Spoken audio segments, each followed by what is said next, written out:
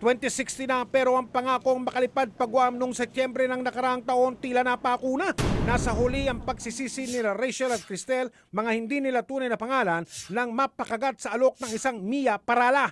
Yung offer niya sa amin sa Guam, housekeeping sa hotel, $27 per hour ang sahod. Mag-provide ng pang-medical na 15,000 kasi nga urgent daw yun. Kailangan makapasok na kami daw sa line-up niya.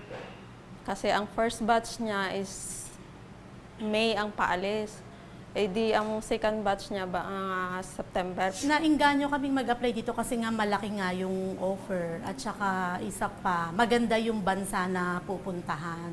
Lahat ng nagrereklamo sa kanya, nasa ano kami ngayon, 15. Aabot sa mahigit 40,000 piso ang natangay na pera ni Parala mula sa mga napangakuang nagrereklamo. Ang nakapagtataka raw, nangyayari ang bayaran hindi sa opisina kundi kung saang-saang fast food restaurant lang. Nung natapos na namin noon, nagpasa na kami ng mga requirements. Sabi niya sa amin, mag-antay-antay lang daw muna kasi nilalakad na daw. Tapos tumatakbo na daw sa US Embassy yung mga dokumento namin. Isang 21st Century Manpower Resources Incorporated ang sinabi ni Parala na magpoproseso raw ng dokumento ng mga aplikante. Pero Wala na, hindi na siya nagpapakita sa amin. Tapos yung lahat ng mga pinuntahan namin from the start sa medical hanggang sa embassy, tapos yung mga agencies na binerify namin, hindi siya connected doon. sa pagdulog ng sumbungan ng bayan sa Philippine Overseas Employment Administration o POEA, wala raw dudang illegal recruiter si Parala. Very obvious illegal recruitment kasi nga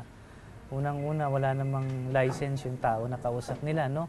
And based on verification, hindi rin ito connected sa any recruitment agency in the Philippines. Sinubukang tawagan ng sumbungan ng bayan ang numero ng cellphone ni Parala pero hindi na siya makontak. Payo ng POEA sa mga nangangarap na magtrabaho sa ibang bansa. Pagka masyadong maganda yung offer at saka masyadong mabilis yung sinasabi nilang pag-alis, well, kaduda-duda po yan. Ano?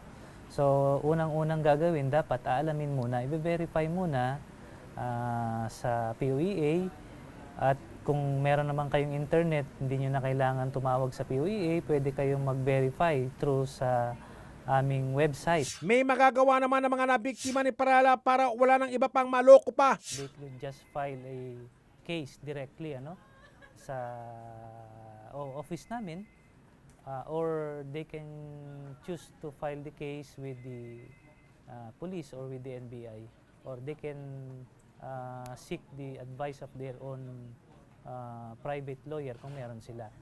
Pero kung gusto nilang mag-file dito sa amin, free of charge naman kami. We will provide legal assistance sa pag-filing from the time of preparation of complaint up to the time of filing of the case sa prosecutor's office. Sa ngayon ay nakapagsampa na ng kasong estafa sa NBI sina Rachel at Cristel.